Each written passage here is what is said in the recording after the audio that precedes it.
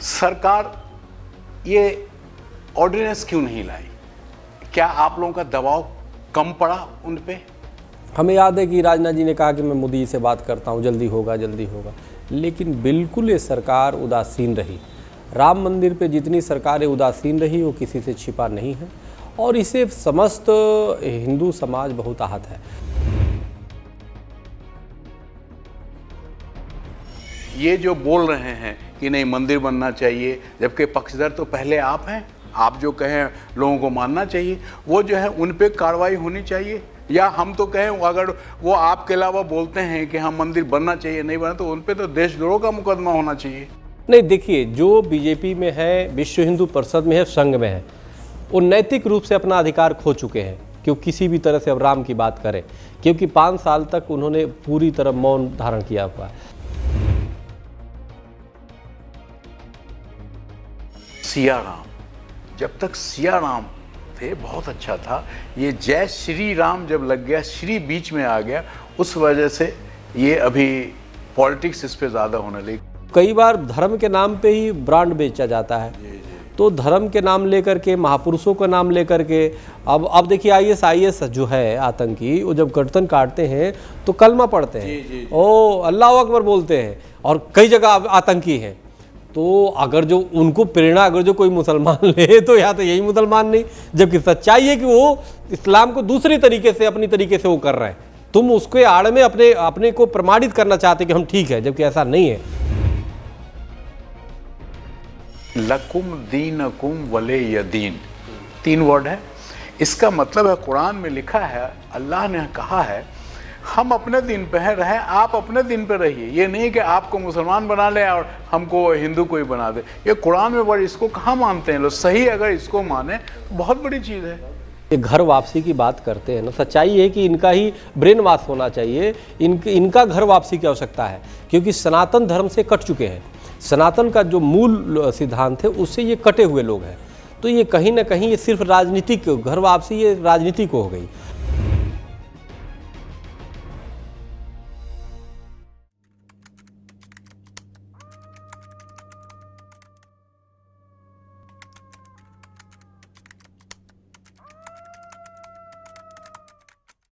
आज हमारे साथ अखिल भारतीय हिंदू महासभा व संत महासभा के अध्यक्ष स्वामी चक्रपाणी जी महाराज हैं, जो हमारे सवाल के तीखे जवाब देने में मशहूर हैं। आज भी वो उम्मीद करते हैं कि तीखे जवाब से हमारे दर्शकों को सच्चाई बताएंगे। स्वामी जी, आपका इस प्रोग्राम में स्वागत है। जी बहुत।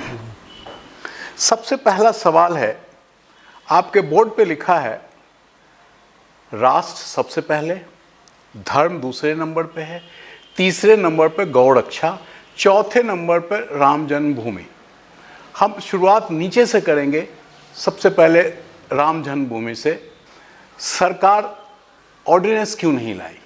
देखिए, सरकार तो सरकार है। मैं आपको बताना चाहता हूँ, माननीय सुप्रीम कोर्ट में हम स्वयं एक पक्षकार हैं श्री राम जन्मभूमि मंदिर केस में। मेरा अपील नंबर 2636 है और 2014 में हम लोगों ने समर्थन दिया था मोदी जी को प्रधानमंत्री बनाने में। और हमने क्या, पूरे देश ने दिया था, और इसलिए दिया था कि कई ऐसे मुद्दे थे, जैसे राम जन्मभूमि पे मंदिर का निर्माण हो, ताकि ये फसाद जो बने हैं उसको ख़त्म हो। दूसरा, गोरक्षा केंद्रीय कानून बने।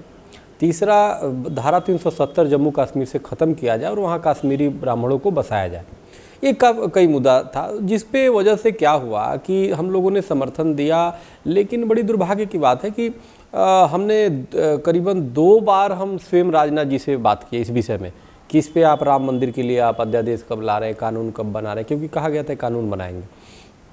हमें याद है कि राजनाथ जी ने कहा कि मैं मोदी जी से बात करता हूँ, जल्दी होगा जल्दी होगा, लेकिन बिल्कुल ये सरकार उदासीन रही। राम मंदिर पे जितनी सरकारें उदासीन रही वो किसी से छिपा नहीं है और इसे समस्त हिंदू समाज बहुत आहत है। और आपको बताना चाहते हैं, काफ़ी उलेमा और काफ़ी मुस्लिम संगठन भी इसमें समर्थन देने को आगे आए, कई बार आए। और बहुत बड़ा दिल दिखाते हुए कि हाँ मंदिर बनाया जाए। कई बार हम हिंदू मुस्लिम पक्षकारों की हमारी बैठक हुई। हमें याद है कि अंसारी साहब जब जिंदा थे, अभी उनके वालिद जो अभी लड़ रहे हैं उनके वालिद थे, उनके साथ हम लोग एक बार अयोध्या जी में मीटिंग किया, और 2014 में ही किया था। तो उसमें करीबन जो है आप ये समझ लीजिए कि 12 पक्षकार आए, जिसमें मुस्लिम पक्षकार भी थे, हिंदू पक्षकार भी, और हम लोगों ने काफ़ी एक मुद्दे पे हम लोगों की सहमति बन गई थी।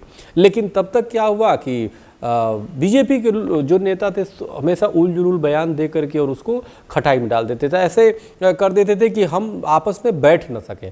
अच्छा, हमारा ये मानना था, देखो मंदिर के कोई मुसलमान, हमें लगता है कि अधिकतर मंदिर के विरोधी नहीं है, लेकिन जो विश्व हिंदू परिषद संघ के द्वारा उस उकसावे की राजनीति होती है ना, तो वो बड़ा खतरनाक है देश के लिए। मंदिर, अब इतने सालों से लड़ाई चल रही थी, मुकदमा वहाँ पे लड़ा जा रहा था, जो पक्षकार थे आपस में एक साथ बैठ के रिक्शा पे जाते थे और एक साथ आते थे, उनमें कोई आपस में कोई एक जमीन का वो था कि चलो जो जीतेगा।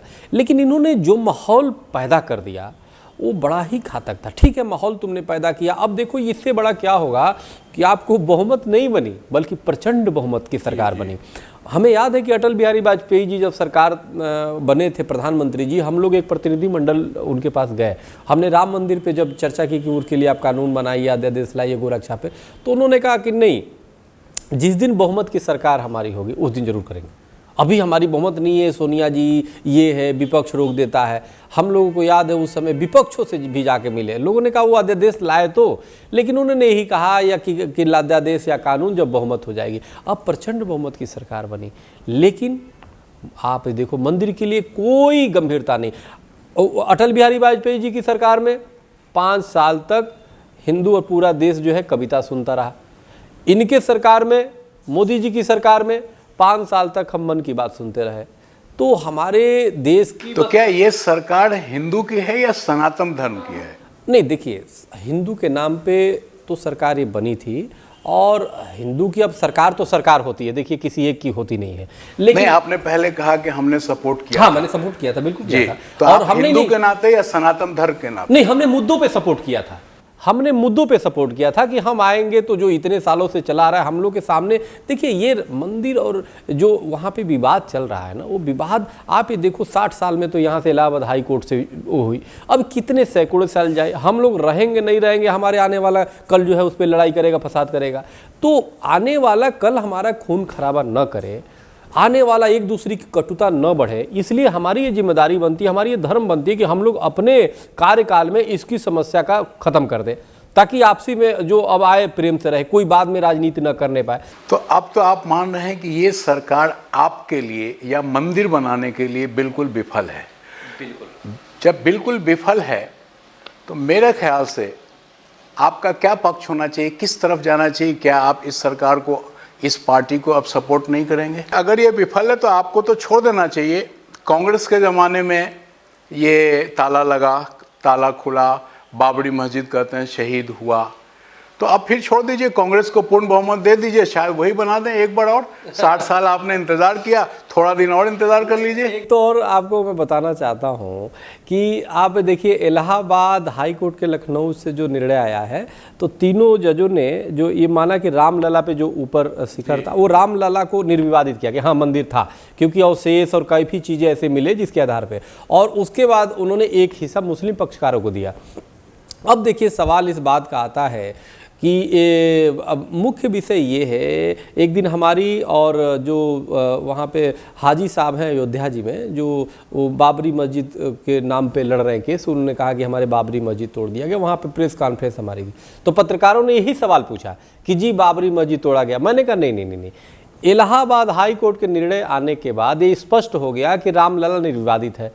तो रामलला जब है तो ऊपर जो होता है वो तो मंदिर का ही गुंबद होगा, तो उन्होंने बाबरी नहीं मंदिर तोड़ दिया। स्वामी जी वही सवाल लोग नहीं कर रहे हैं, अक्सर मीडिया भी, आपने अभी कह दिया मंदिर तोड़ दिया, हिंदुओं ने मंदिर तोड़ा, क्या उस पे FIR नहीं होना चाहिए? बिल्कुल, आप कैफी साहब अच्छी बात पकड़े। मैंने यही कहा कि इन पे तो अब मंदिर तोड़ने का केस चलना चाहिए और मंदिर तोड़ने का केस होना चाहिए, और मैंने इसके लिए प्रधानमंत्री सरकार को लेटर भी भेजा कि भाई जिस पे ये चल रहा है ये मंदिर टूटा, क्योंकि अब निर्णय इलाहाबाद हाईकोर्ट का आ गया, तो आ गया तो सीधी सी भाई तुमने हमारा मंदिर तो तोड़ दिया। हमने सरकार से ये भी अपील की कम से कम वो मेरा गुम्बद तो बना दो भाई, रामलला कम से कम छत के नीचे थे, आज तूने फटे हुए टेंट में डाल दिया।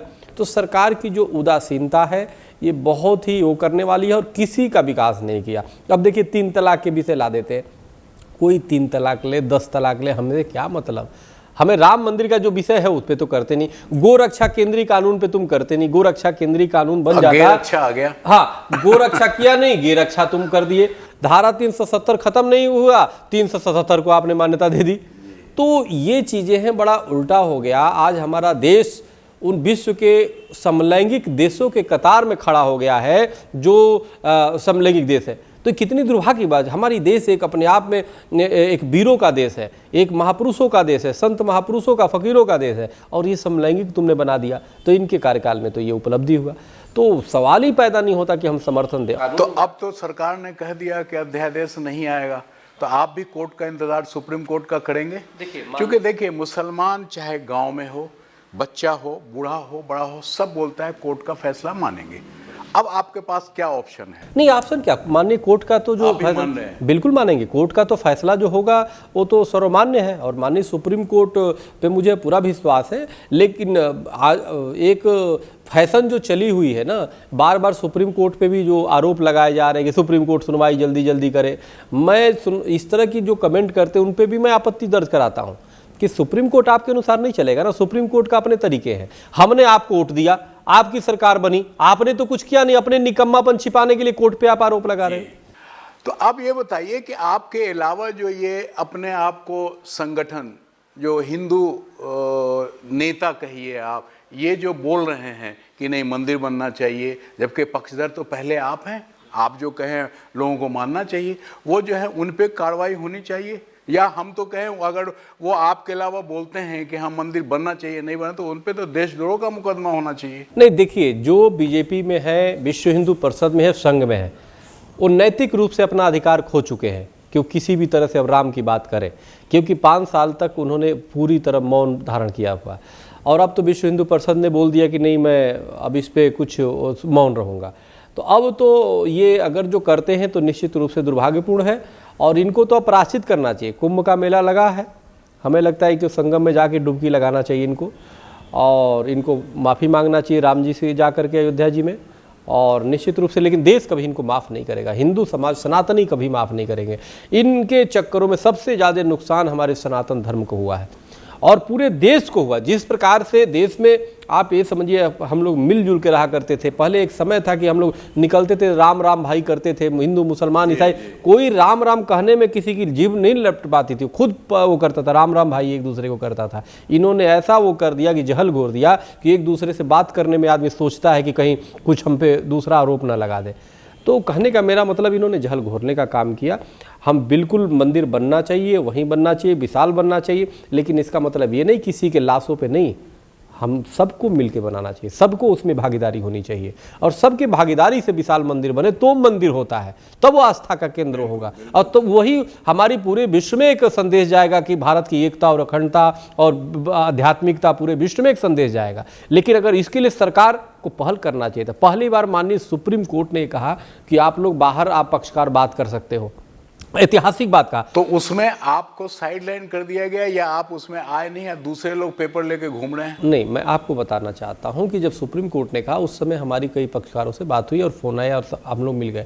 लेकिन क्या हुआ, उसी समय माननीय सुप्रीम कोर्ट ने जब कहा तो सुब्रमण्यम स्वामी जी ने कहा कि नहीं, ये मुसलमान नहीं मानेंगे तो हम कानून बनाएंगे। अरे अब तो इनको चुल्लू भर पानी में डूब के मर जाना चाहिए।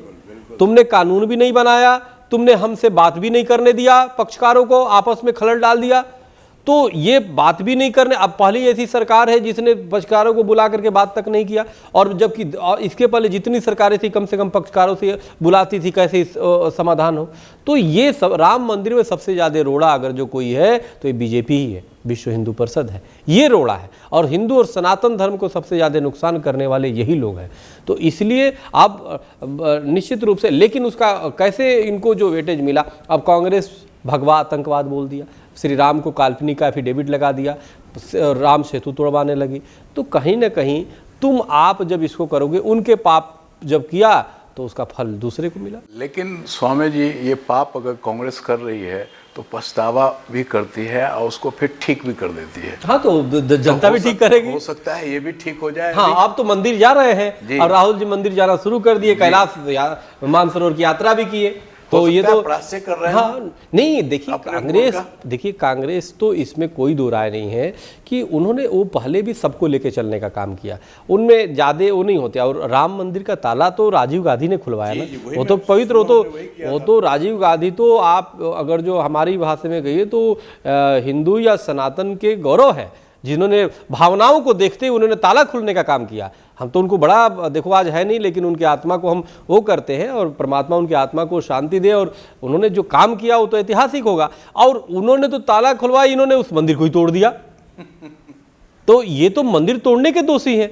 ये तो एक व्यक्ति ताला खुलवा रहा है तो हिंदुओं की भावना को देख करके, और तुम दूसरे उनको खलनायक साबित कर दिए।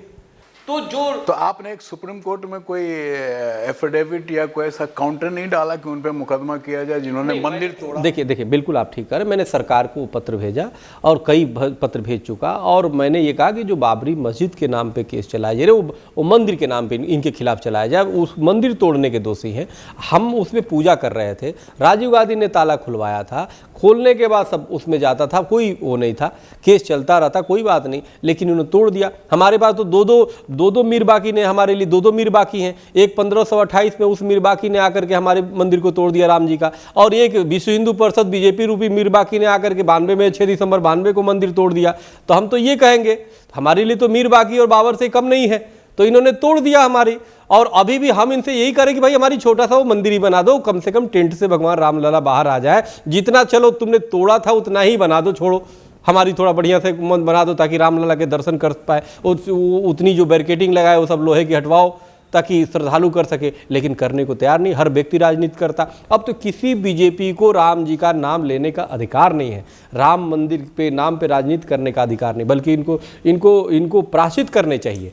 अगर फैसला आपके पक्ष में आ जाए कि हाँ साहब वहाँ राम मंदिर बन जाए, आप बनाना शुरू कर देंगे? हाँ, आपके समाधान बिल्कुल सब कुछ रेडी हैं? नहीं, अब मैं आपको बता रहा हूँ। इन्होंने विश्व हिंदू परिषद ने क्या किया अभी, उन्होंने पूरे देश से वो ईंटें एक ईंट एक वोट और एक रुपया और एक ईंट की व्यवस्था की। मैं तो आज कहता हूँ, मैंने कहा और सरकार को कह रहा हूँ, कानून आज बना दे, या माननीय न्यायालय अगर जो आज दे देता आदेश, ईंट पत्थर की नहीं बनेगा मंदिर, वहाँ तो भव्य विशाल सोने की मंदिर बनवाएंगे। आप ही देखो, एक से एक और मंदिरें हैं सोने की मंदिर। सनातन धर्म में देखो उसकी कमी नहीं है, सोने की विशाल भव्य मंदिर बनेगा अयोध्या में, और उसमें सबकी सब भागीदारी रहेगी। ऐसा नहीं है कि हम हमारे मुस्लिम ईसाई सबको लेके जोड़ेंगे, सिखों को, जैनी, बौद्धिस्ट सब जाएंगे उसमें और उसको वो करेंगे, क्योंकि भगवान श्री राम आतंकवाद के खिलाफ आवाज उठाने वाले पहले हमारे वो हैं। जब रावण का आतंक फैल गया, असुरों का वो फैल गया, तो वनवास जाना तो एक बहाना था। उन्होंने कितने असुरों का संहार किया। तो ये विश्व के लिए सबसे बड़ी भगवान श्री राम जो है, उनको प्रेरणा जाएगा कि जो आतंकवाद अगर समाप्त होगी तो भगवान श्री राम की प्रेरणा से ही हो सकती है, भगवान श्री कृष्ण की प्रेरणा से हो सकती है, क्योंकि हमारे जितने ही अवतार आए उन्होंने आतंकवाद और भ्रष्टाचार के खिलाफ ही आवाज उठाया। आपके फेवर में फैसला आ गया, तो फिर इसके आगे का जो कार्यक्रम है वो आपका है या विश्व हिंदू परिषद या बीजेपी का है? और काशी मथुरा? नहीं, विश्व हिंदू नहीं, काशी मथुरा की बात देखिए, अभी तो राम मंदिर की बात है।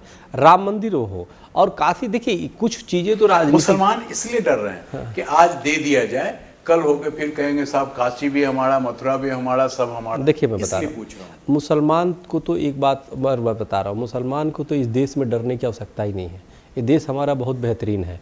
कुछ है, जैसे कुछ संगठनें हैं जिसकी बाणी जो है ना, वो लगता है कि हिंदू की वो में बढ़ते, मुसलमानों को उकसाने का काम करते हैं। सच्चाई है कि सबसे ज़्यादा वो नुकसान वो हिंदू समाज और सनातन धर्म का करने वाले लोग हैं। और मुसलमान महाराज सनातन धर्मी तो मुसलमानों को बहुत प्रेम करते हैं, और उनमें मुसलमान भी प्रेम करते हैं। उनमें तो किसी प्रकार की वो है ही नहीं है। अभी आप ये देखो, कुछ सालों से ये ऐसा हवा चला, कुछ संगठन नए नए कुकुरमुत्ते की तरह पैदा हो गए जिन्होंने हिंदू हिंदू मुस्लिम मुस्लिम कर करके नाश करके रख दिया।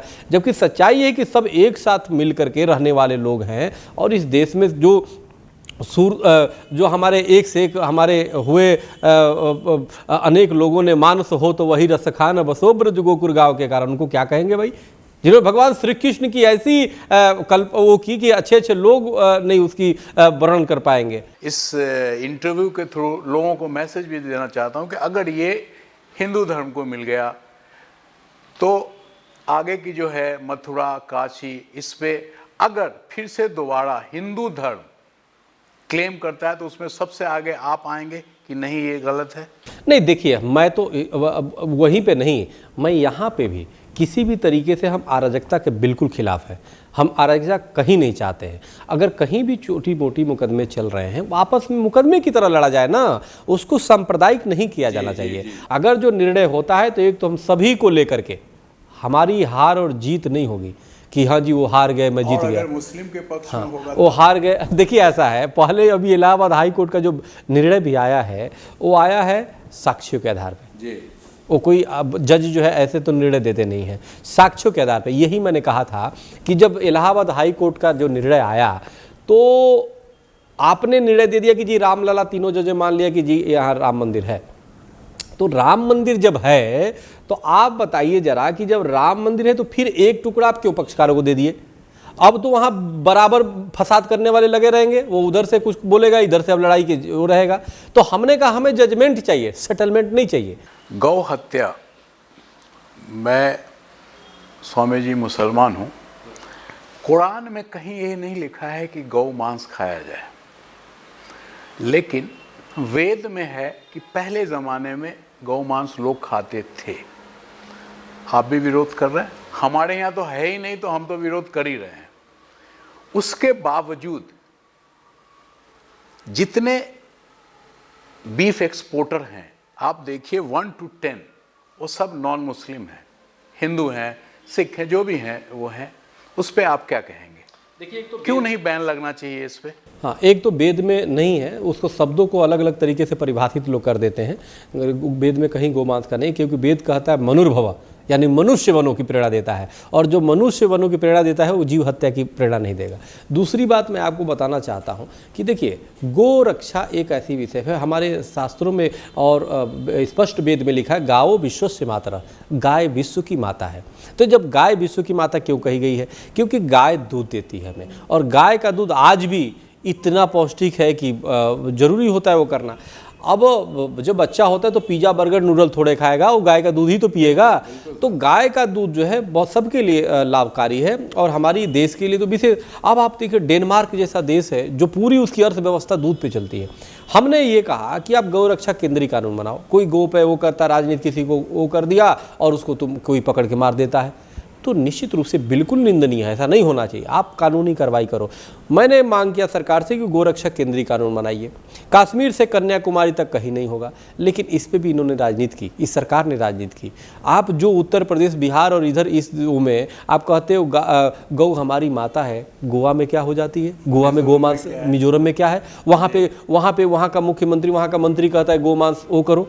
तो निश्चित रूप से कहीं ना कहीं ये गोमांस पे और गौ माता पे राजनीति इन्होंने किया।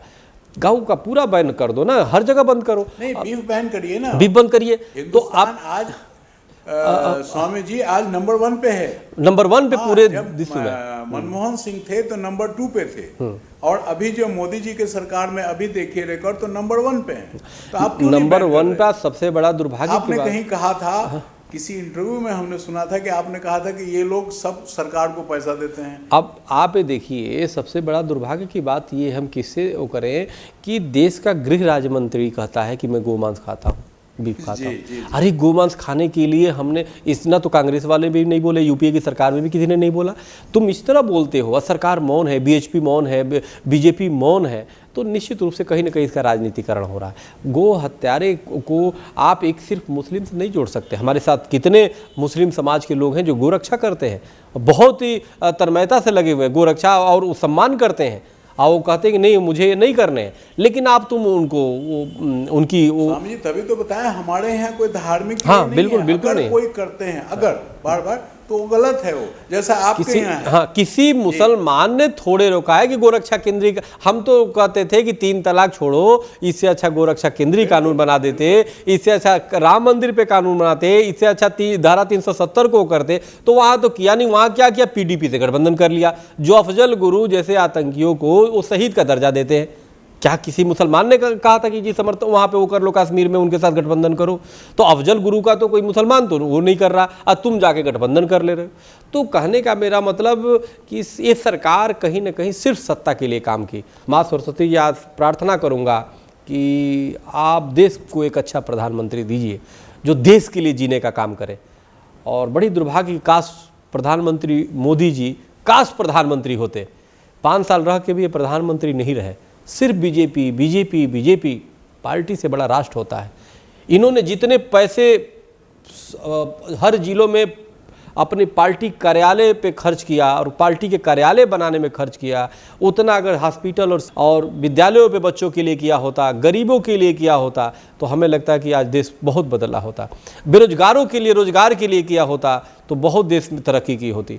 आपके संगठन से जुड़ता हुआ सवाल, अभी हाल फिलहाल में अलीगढ़ में एक आपके महिला अधिकारी भी हैं शायद, वो उन्होंने गांधी जी का पुतला बनाया, गोली मारा, खून से दिखाया। मेरठ में राष्ट्रीय ध्वज को जलाया गया। इस पे आपका क्या कहना है? देखिए, कहना यही है कि ये सब चीज उचित है? नहीं, ये इसको उचित जो ठहरा ही नहीं जा सकता। जो तिरंगा हमारे राष्ट्र का शान है, आन बान शान है, उसको जो जलाता है बिल्कुल उस पर कड़ी से कड़ी कार्रवाई करना चाहिए, चाहे कोई भी हो। दूसरी बात देखो, महात्मा गांधी ने बिहार की गरीबी को देख करके उन्होंने वस्त्र का परित्याग कर दिया। ये ठीक है, हम उनके वैचारिक कई चीज़ों से किसी से भी असंतुष्ट हो सकते हैं, हम वैचारिक उसको वो कर सकते हैं, हम बात कर सकते हैं कि डिबेट या कोई भी तर्क अपना रख सकते हैं कि उन्होंने ये नहीं किया। किसी के कार्यों पे व्यक्तिगत रूप से कोई 100 काम करता है, 10 काम उसमें से आप असहमति हो सकते हैं, लेकिन आपको हिंसा का कोई स्थान नहीं। आप ऐसे कोई भी मैसेज न दो जिसे नफरत और हिंसा को बढ़ावा मिले। तो आपने अपने संगठन से उनको निकाल दिया? नहीं, संगठन में देखिए ऐसे लोग संगठन में रहते ही नहीं हैं, वो अपने व्यक्तिगत तरीके से कार्य करते हैं। उन पे आपको मैं एक और बात बता रहा हूँ कि जब हम प्रयाग में थे और हमें पता चला, उसी दिन पता चला जिस वीडियो आया तो हमारे प्रदेश अध्यक्ष वहाँ पे उन्होंने उनके खिलाफ तुरंत FIR करा दिए। तो कार्रवाई हो गई, FIR हो गया। तो निश्चित रूप से हमारा संगठन जो है इस तरह के कार्यों में, और जब तक मैं हूँ मैं तो बिल्कुल इस तरह की चीज़ों को मान्यता मैं नहीं दे सकता। जय श्री राम और सिया राम, जब तक सिया राम थे बहुत अच्छा था। ये जय श्री राम जब लग गया, श्री बीच में आ गया, उस वजह से ये अभी पॉलिटिक्स इस पे ज़्यादा होने लगी। नहीं, देखिए, ये भगवान का वो है, लेकिन इन्होंने जिस परिप्रेक्ष्य में इसका प्रयोग किया ना, इन्होंने माहौल को बड़ा तनावपूर्ण कर दिया।